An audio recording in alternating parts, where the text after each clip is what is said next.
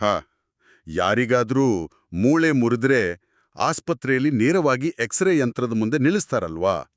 ಆ ಕಪ್ಪು ಫಿಲ್ಮ್ ಮೇಲೆ ಮುರಿದ ಮೂಳೆಯ ಬಿಡೀ ಗೆರೆ ತುಂಬಾ ಸ್ಪಷ್ಟವಾಗಿ ಕಾಣುತ್ತೆ. ವೈದ್ಯರು ಇಲ್ಲಿದೆ ಸಮಸ್ಯೆ ಅಂತ ಬೆರಳಿಟ್ಟು ತೋರಿಸ್ತಾರೆ. ಹೌದು, ಮುರಿದಿದೆ ಅಥವಾ ಮುರಿದಿಲ್ಲ ವಿಷಯ ಅಲ್ಲಿಗೆ ತುಂಬಾ ಸ್ಪಷ್ಟವಾಗಿರುತ್ತೆ. ಆದ್ರೆ ಮನುಷ್ಯನ ಒಳಮನಸ್ಸಿನ ಸಂಕಟ ಅಥವಾ ಭವಿಷ್ಯದ ಅನಿಶ್ಚಿತತೆ, ಇಲ್ಲಾಂದ್ರೆ ಇದ್ದಕ್ಕಿದ್ದಂತೆ ಒಲಿಯುವ ಅದೃಷ್ಟ, ಇವುಗಳನ್ನ ಅಳೆಯೋಕೆ ಯಾವ ಎಕ್ಸ್ರೇ ಯಂತ್ರ ಬಳಸ್ತೀರಾ? ಖಂಡಿತ ಅಂಥದೊಂದು ಯಂತ್ರ ಎಲ್ಲೂ ಇಲ್ಲ. ಯಾಕಂದ್ರೆ ಮನುಷ್ಯನ ವ್ಯಕ್ತಿತ್ವ ಮತ್ತು ಈ ಗ್ರಹಗತಿಗಳ ನಡುವಿನ ಅದೃಶ್ಯ ಸಂಬಂಧ ಇದೆಯಲ್ಲ, ಅದನ್ನ ಅರ್ಥ ಮಾಡ್ಕೊಳ್ಳೋದು ಕೇವಲ ಬಿಳಿ ಮತ್ತು ಕಪ್ಪು ಬಣ್ಣಗಳ ನಡುವಿನ ವ್ಯತ್ಯಾಸದಷ್ಟು ಸರಳ ಅಲ್ಲ. ಹೌದು. ಇಲ್ಲಿ ಅಗೋಚರವಾದ ನೂರಾರು ಎಳೆಗಳು ತೆರೆಮರೆಯಲ್ಲಿ ಸದ್ದಿಲ್ಲದೆ ಕೆಲಸ ಮಾಡ್ತಾ ಇರುತ್ತೆ. ಅದೇ ಆ ಅಗೋಚರ ಎಳೆಗಳನ್ನ ಬಿಡಿಸಿ ನೋಡುವ ಪ್ರಯತ್ನವೇ ಇಂದಿನ ನಮ್ಮ ಈ ಮೂಲ ಮಾಹಿತಿಗಳ ಆಳವಾದ ವಿಶ್ಲೇಷಣಾ ಕಾರ್ಯಕ್ರಮ. ಈ ವಿಶ್ಲೇಷಣೆಗೆ ಸ್ವಾಗತ.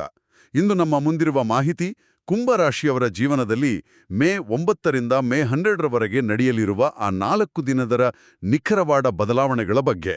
ಹೌದು, ಮತ್ತು ಈ ಮಾಹಿತಿಯನ್ನ ಗಮನಿಸಿದಾಗ ಎದ್ದು ಕಾಣುವ ಅಂಶ ಏನಂದ್ರೆ, ಇದು ಕೇವಲ ನಾಳೆ ನಿಮ್ಗೆ ಹಣ ಬರುತ್ತೆ ಅಥವಾ ಒಳ್ಳೇದಾಗುತ್ತೆ ಅನ್ನೋ ಒಣ ಭವಿಷ್ಯ ಖಂಡಿತ ಅಲ್ಲ. ಓ, ಅಂದ್ರೆ ಇದರಲ್ಲಿ ಬೇರೆ ಏನೋ ಲಾಜಿಕ್ ಇದೆ ಅಂತೀರಾ? ಖಂಡಿತ. ಗ್ರಹಗಳ ಸ್ಥಾನಪಲ್ಲಟಕ್ಕೂ ಮನುಷ್ಯನ ಮೂಲಭೂತ ವ್ಯಕ್ತಿತ್ವಕ್ಕೂ ಇರುವ ತಾರ್ಕಿಕ ಸಂಬಂಧವನ್ನು ಇದು ಆಳವಾಗಿ ವಿವರಿಸುತ್ತೆ. ಅಂದ್ರೆ ನಿರ್ದಿಷ್ಟ ದಿನಗಳಲ್ಲಿ ನಮ್ಮ ಮನಸ್ಸು ಯಾಕೆ ಹಾಗೆ ವರ್ತಿಸುತ್ತೆ ಅನ್ನೋದರ ಹಿಂದಿನ ಕಾರಣಗಳನ್ನು ಇದು ತೆರೆದಿಡುತ್ತೆ. ಸರಿ. ಹಾಗಾಗಿ ಇಂದಿನ ನಮ್ಮ ಧ್ಯೇಯ ಬಹಳ ಸ್ಪಷ್ಟವಾಗಿದೆ. ಕುಂಭರಾಶಿಯವರ ನಿಜವಾದ ಮನಸ್ಥಿತಿ ಹೇಗಿರುತ್ತೆ, ಮೇ 9ರಿಂದ ಆರಂಭವಾಗುವ ಆ 4 ದಿನಗಳಲ್ಲಿ ಬರುವ ಆ 3 ಪ್ರಮುಖ ಶುಭವಾರ್ತೆಗಳ ಹಿಂದಿನ ತರ್ಕವೇನು ಎಂಬುದನ್ನು ಅರಿಯೋದು. ಓಕೆ, ಇದನ್ನ ವಿವರವಾಗಿ ಬಿಡಿಸಿ ನೋಡೋಣ ಬನ್ನಿ. ಸರಿ. ಮೊದಲಿಗೆ ಕುಂಭರಾಶಿಯವರ ಮೂಲಭೂತ ಗುಣಲಕ್ಷಣಗಳನ್ನು ಗಮನಿಸಿದಾಗ ಒಳಗೆ ವಿಪರೀತ ನೋವಿದ್ರೂ ಇವರು ಹೊರಗೆ ನಗ್ತಾ ಇರ್ತಾರೆ ಅನ್ನೋ ಉಲ್ಲೇಖ ಇದೆ. ಬೇರೆಯವರ ಕಷ್ಟಗಳಿಗೆ ಸ್ಪಂದಿಸ್ತಾರೆ, ಆದರೆ ತಮ್ಮ ನೋವನ್ನು ಯಾರಿಗೂ ಹೇಳ್ಕೊಳ್ಳಲ್ಲ ಅಂತೆ. ಇದು ಅವರ ಅತಿ ದೊಡ್ಡ ಗುಣ. ನನಗಿಲ್ಲಿ ಒಂದು ಹೋಲಿಕೆ ನೆನಪಾಗ್ತಾ ಇದೆ. ಇದು ಒಂಥರ ನೀರಿನ ಮೇಲೆ ಶಾಂತವಾಗಿ ತೇಲುವ ಬಾತುಕೋಳಿಯಂತೆ. ಮೇಲೆ ನೋಡಲು ಪ್ರಶಾಂತ, ಸುಲಲಿತ ಪ್ರಯಾಣ. ಆದರೆ ನೀರಿನ ಕೆಳಗೆ ಮುಳುಗದಂತೆ ನಿರಂತರವಾಗಿ ಕಾಲು ಬಡಿಯುವ ಜೀವನ್ಮರಣದ ಹೋರಾಟ ನಡೀತಾ ಇರುತ್ತೆ. ವಾವ್! ಆ ಬಾತುಕೋಳಿಯ ಉದಾಹರಣೆ ಅದ್ಭುತವಾಗಿದೆ. ಆ ಹೋರಾಟಕ್ಕೆ ಮುಖ್ಯ ಕಾರಣ ಏನಂದ್ರೆ ಅವರ ಅತಿಯಾದ ಆತ್ಮಾಭಿಮಾನ. ಯಾರಿಗೂ ತರೆಬಾಗಲು ಇಷ್ಟಪಡದ ಸ್ವಭಾವ ಅವರದು. ಅಂದ್ರೆ ಯಾರ ಮುಂದೆಯೂ ಕೈ ಚಾಚಲ್ಲ ಅಂತ. ಹೌದು. ತಮ್ಮದೇ ಕಷ್ಟಗಳಿದ್ರೂ ಪಕ್ಕದವರ ಕಷ್ಟ ನೋಡಿದ್ರೆ ಇವರ ಹೃದಯ ಕರಗುತ್ತೆ. ಆದ್ರೆ ವಿಪರ್ಯಾಸ ಅಂದ್ರೆ ಇವರು ತೋರುವ ಈ ಮಾನವೀಯತೆಯನ್ನು ಸಮಾಜ ಸುಲಭವಾಗಿ ಗುರ್ತಿಸಲ್ಲ ಅಥವಾ ಅದಕ್ಕೆ ಬೆಲೆ ಕೊಡಲ್ಲ. ಇಲ್ಲಿ ಗಮನಿಸಬೇಕಾದ ಕುತೂಹಲಕಾರಿ ಸಂಗತಿ ಏನಂದ್ರೆ ಇವರ ಬುದ್ಧಿವಂತಿಕೆ. ಒಂದು ನಿಮಿಷ, ನನಗಿಲ್ಲಿ ತಾಳೆ ಆಗ್ತಿಲ್ಲ. ಅವರು ಅಷ್ಟು ಬುದ್ಧಿವಂತರಾಗಿದ್ರೆ, ಬೇರೆಯವರ ಕಷ್ಟ ಅರ್ಥ ಮಾಡಿಕೊಳ್ಳುವ ಸಾಮರ್ಥ್ಯ ಹೊಂದಿದ್ರೆ ಪದೇ ಪದೇ ಮೋಸ ಹೋಗಲು ಹೇಗೆ ಸಾಧ್ಯ? ಅವರು ಬುದ್ಧಿವಂತಿಕೆಯವ್ರನ್ನ ರಕ್ಷಿಸ್ಬೇಕಿತ್ತಲ್ವಾ? ಇಲ್ಲೇ ಒಂದು ಮನೋವೈಜ್ಞಾನಿಕ ವಿರೋಧಾಭಾಸ ಅಡಗಿರೋದು. ಅವರ ಅತಿಯಾದ ಬುದ್ಧಿವಂತಿಕೆಯೇ ಅವರಿಗೆ ಶತ್ರುವಾಗುತ್ತೆ. ಮೂಲ ಮಾಹಿತಿಯಲ್ಲಿ ಓವರ್ ಥಿಂಕಿಂಗ್ ಅಂದ್ರೆ ಅತಿಯಾಗಿ ಯೋಚಿಸುವ ಸ್ವಭಾವದ ಬಗ್ಗೆ ಬೆಳಕು ಚೆಲ್ಲುತ್ತೆ. ಅಚ್ಛಾ, ಓವರ್ ಥಿಂಕಿಂಗ್. ಹೌದು. ಒಂದು ಸಣ್ಣ ನಿರ್ಧಾರ ತೆಗೆದುಕೊಳ್ಳಬೇಕಾದ್ರೂ ಅದರ ಸಾಧಕ ಬಾಧಕಗಳ ಬಗ್ಗೆ 100 ಬಾರಿ ಯೋಚಿಸ್ತಾರೆ. ಈ ವಿಶ್ಲೇಷಣಾತ್ಮಕ ಪಾರ್ಶ್ವವಾಯು ಅಂದ್ರೆ ಅನಾಲಿಸಿಸ್ ಪ್ಯಾರಾಲಿಸಿಸ್ ಅವರಿಂದ ಎಷ್ಟೋ ಅವಕಾಶಗಳನ್ನ ಕಸಿದುಕೊಳ್ಳುತ್ತೆ. ಓ, ಅಂದ್ರೆ ಸರಿಯಾದ ನಿರ್ಧಾರ ತೆಗೆದುಕೊಳ್ಳುವ ಹೊತ್ತಿಗೆ ಆ ಅವಕಾಶವೇ ಕೈತಪ್ಪಿ ಹೋಗಿರುತ್ತೆ ಅಂತ. ನಿಖರವಾಗಿ. ನಂಬಿದವರಿಗಾಗಿ ಪ್ರಾಣ ಕೊಡುವ ಭಾವನಾತ್ಮಕತೆಯಿಂದಾಗಿ ವ್ಯಾಪಾರದಲ್ಲಿ ಯಾರು ನಿಜ ಯಾರು ಸುಳ್ಳು ಅಂತ ಬೇರ್ಪಡಿಸುವಲ್ಲಿ ಎಡವುತ್ತಾರೆ. ಅದಕ್ಕಾಗಿಯೇ ಜೀವನದಲ್ಲಿ ಹೋರಾಟ ಹೆಚ್ಚು ಮತ್ತು ಪ್ರತಿಫಲ ವಿಳಂಬ ಅನ್ನೋದು. ಈ ವಿಳಂಬದ ಬಗ್ಗೆ ಮಾತನಾಡುವಾಗ ಕುಂಭರಾಶಿಯ ಅಧಿಪತಿಯಾದ ಶನಿದೇವನ ಪ್ರಸ್ತಾಪ ಬರುತ್ತೆ.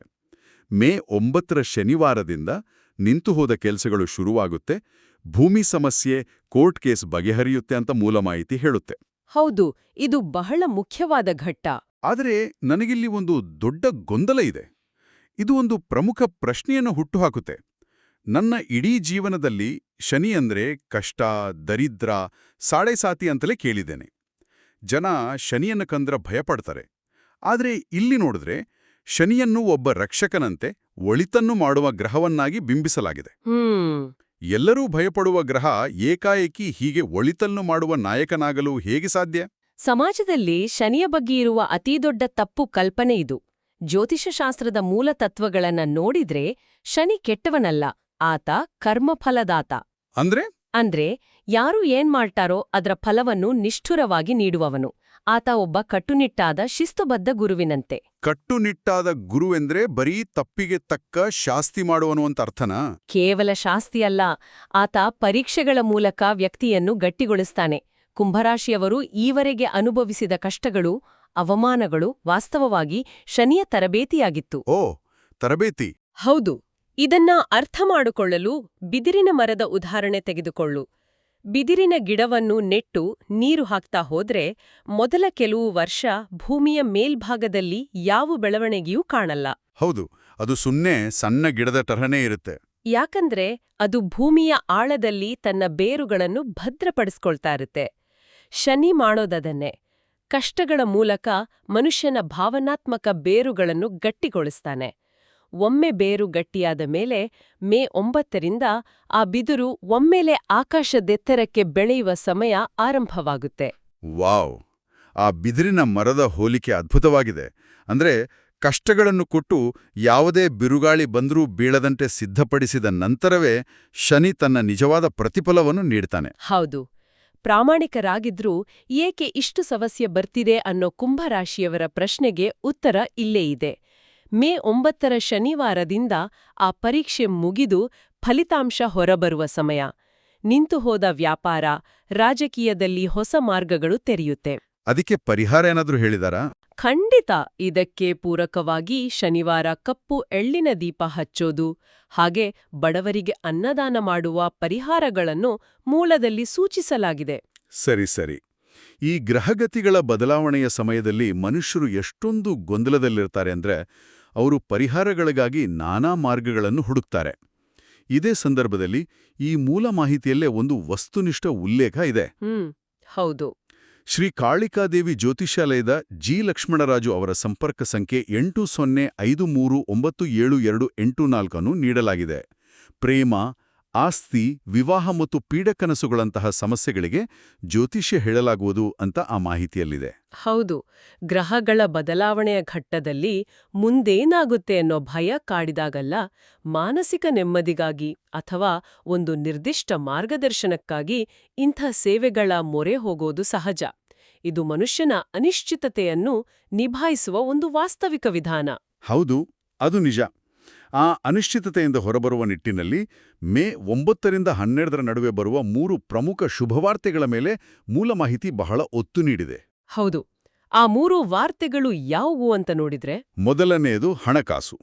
ಅಂದ್ರೆ ಸಾಲ ವಾಪಸ್ ಬರೋದು, ಹೊಸ ಆದಾಯ ಅಥವಾ ಆನ್ಲೈನ್, ಭೂಮಿ, ಬಟ್ಟೆ ವ್ಯಾಪಾರದಲ್ಲಿ ಲಾಭ. ಎರಡನೆಯದು ಕುಟುಂಬ. ಗಂಡ-ಹೆಂಡತಿ ನಡುವಿನ ಅಂತರ ಕಡಿಮೆ ಆಗೋದು, ಮದುವೆ, ಸಂತಾನ ಪ್ರಾಪ್ತಿ. ಮೂರನೆಯದು ಉದ್ಯೋಗ, ಅಂದ್ರೆ ಪ್ರಮೋಷನ್ ಅಥವಾ ಸರ್ಕಾರಿ ಕೆಲಸದ ನಿರೀಕ್ಷೆ ಈಡೇರೋದು. ಆದ್ರೆ ಇವೆಲ್ಲವೂ ಏಕಕಾಲದಲ್ಲಿ ಒಂದೇ ವಾರಾಂತ್ಯದಲ್ಲಿ ದಿಢೀರನೆ ಹೇಗೆ ನಡೆಯಲು ಸಾಧ್ಯ?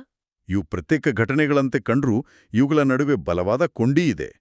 ಶನಿಯ ಪ್ರಭಾವದಿಂದ ವ್ಯಕ್ತಿಯಲ್ಲಿ ಶಿಸ್ತು ಮತ್ತು ಕಾರ್ಯತತ್ಪರತೆ ಹೆಚ್ಚಾಗತ್ತೆ ಅಲ್ವಾ? ಹೌದು. ಉದ್ಯೋಗದಲ್ಲಿನ ಶಿಸ್ತು ಪ್ರಮೋಷನ್ ತಂದುಕೊಡುತ್ತೆ. ಉದ್ಯೋಗದಲ್ಲಿ ಯಶಸ್ಸು ಸಿಕ್ಕರೆ ಸಹಜವಾಗಿ ಆರ್ಥಿಕ ಭದ್ರತೆ ಬರುತ್ತೆ. ಹಣದ ಹರಿವು ಶುರುವಾಗತ್ತೆ. ಆರ್ಥಿಕ ಭದ್ರತೆ ಮತ್ತು ಕೆಲಸದ ನೆಮ್ಮದಿ ಬಂದಾಗ ಮನೆಯಲ್ಲಿನ ವಾತಾವರಣ ತಾನಾಗಿಯೇ ತಿಳಿಯಾಗತ್ತೆ. ಆರ್ಥಿಕ ಮುಗ್ಗಟ್ಟಿನಿಂದ ಬರ್ತಾ ಇದ್ದ ಗಂಡ-ಹೆಂಡತಿನ ಕಲಹಗಳು ಮಾಯವಾಗತ್ತೆ. ಓಹ್! ಅಂದ್ರೆ ಇದು ಡಾಮಿನೋ ಎಫೆಕ್ಟ್ ಇದ್ದಂತೆ. ಒಂದು ಕಲ್ಲು ಸರಿಯಾದ ದಿಕ್ಕಿನಲ್ಲಿ ಬಿದ್ರೆ ಉಳಿದವೆಲ್ಲವೂ ತಾವಾಗಿಯೇ ಸರಿಯಾದ ಹಾದಿಯಲ್ಲಿ ಸಾಗುತ್ತೆ. ಖಂಡಿತ. ಇಲ್ಲಿ ಒಂದು ಅತ್ಯಂತ ಆಸಕ್ತಿದಾಯಕ ವಿಚಾರ ಇದೆ. ಮೇ 10 ಭಾನುವಾರದಂದು ಈ ಕೌಟುಂಬಿಕ ಶಾಂತಿ ಉತ್ತುಂಗಕ್ಕೇರುತ್ತೆ ಅಂತ ಹೇಳಲಾಗಿದೆ. ಕುಂಭರಾಶಿಯವರಿಗೆ ತಮ್ಮದೇ ಕುಟುಂಬದಲ್ಲಿ ಸಿಗದಿದ್ದ ಗುರುತಿಸುವಿಕೆ ಮತ್ತು ಗೌರವ ಏಕಾಏಕಿ ಭಾನುವಾರದಂದು ಮರಕಳಿಸುತ್ತೆ ಅಂತೆ. ಮನೆಯವರ ಕಡೆಯಿಂದ ಈವರೆಗಿನ ತ್ಯಾಗಕ್ಕೆ ಮನ್ನಣೆ ಸಿಗುತ್ತೆ ಅನ್ನೋ ಮಾತು ಬಹಳ ಆಳವಾದದ್ದು. ಇದನ್ನ ನಾವು ವಿಸ್ತಾರವಾದ ದೃಷ್ಟಿಕೋನದಿಂದ ನೋಡಿದ್ರೆ ಭಾನುವಾರ ಸೂರ್ಯನ ದಿನ. ಸೂರ್ಯ ಅಂದ್ರೆ ಬೆಳಕು, ಪ್ರಕಾಶಮಾನತೆ ಅಲ್ವಾ? ಹೌದು. ಕುಂಭರಾಶಿಯವರು ತಮ್ಮ ಕುಟುಂಬಕ್ಕಾಗಿ ಮಾಡಿದ ತ್ಯಾಗಗಳು ಎಷ್ಟೋ ವರ್ಷಗಳಿಂದ ಕತ್ತಲಲ್ಲಿದ್ವು.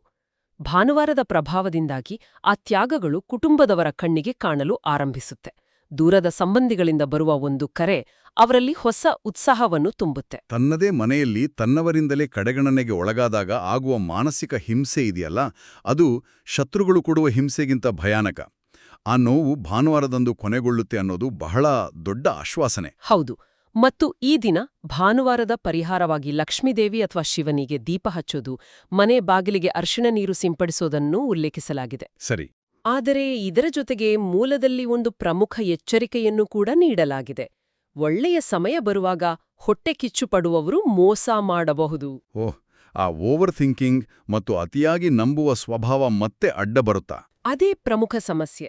ಯಾರನ್ನೋ ಕುರುಡಾಗಿ ನಂಬಿ ದೊಡ್ಡ ಮೊತ್ತದ ಹಣವನ್ನು ಸಾಲವಾಗಿ ಕೊಡಬಾರದು ಮತ್ತು ಯಾವುದೇ ಹೆಜ್ಜೆ ಇಡುವ ಮುನ್ನ ಹಿರಿಯರ ಸಲಹೆ ಪಡೆಯಬೇಕು ಅಂತ ಮೂಲ ಸ್ಪಷ್ಟವಾಗಿ ಎಚ್ಚರಿಸಿದೆ. ಒಳ್ಳೆಯತನವೇ ಇವರಿಗೆ ಮುಳುವಾಗಬಾರದು ಅಂತ.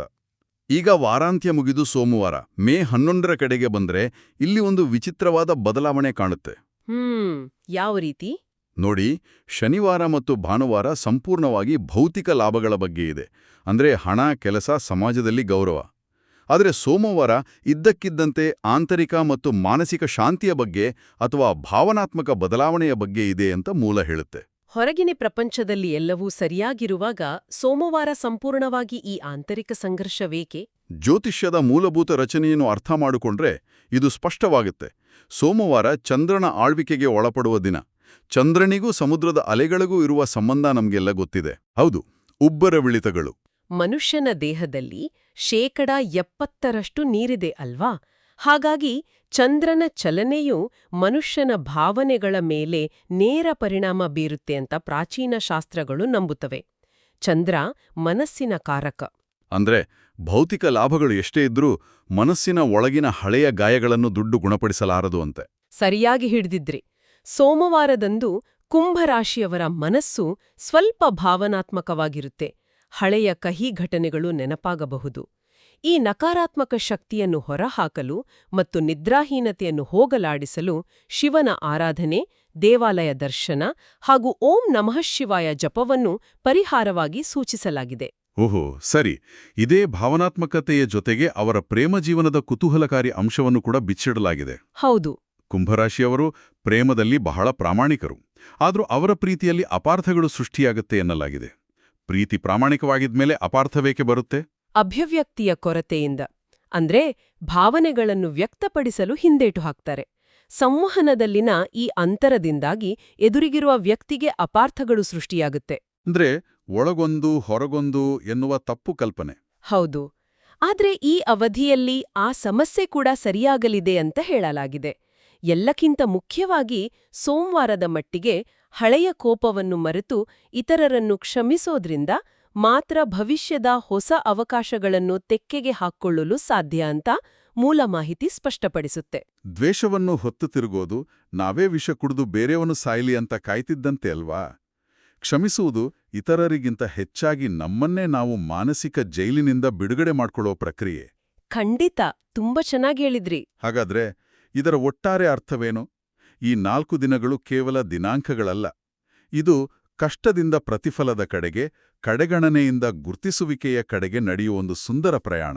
ಮತ್ತು ಈ ಮಾಹಿತಿಯನ್ನು ವಿಶ್ಲೇಷಿಸುವಾಗ ನಾವು ಅರಿತುಕೊಳ್ಬೇಕಾದ ಬಹುಮುಖ್ಯ ಅಂಶ ಏನಂದ್ರೆ, ಯಾರಾದ್ರೂ ಜ್ಯೋತಿಷ್ಯವನ್ನು ನಂಬಲಿ ಬಿಡಲಿ, ಕಷ್ಟಪಟ್ಟು ದುಡಿಯೋದು, ಸಿಟ್ಟು ನಿಯಂತ್ರಿಸೋದು, ದ್ವೇಷವನ್ನು ಮರೆತು ಕ್ಷಮಿಸೋದು ಮತ್ತು ತಾಳ್ಮೆಯಿಂದ ಪ್ರತಿಫಲಕ್ಕಾಗಿ ಕಾಯೋದು.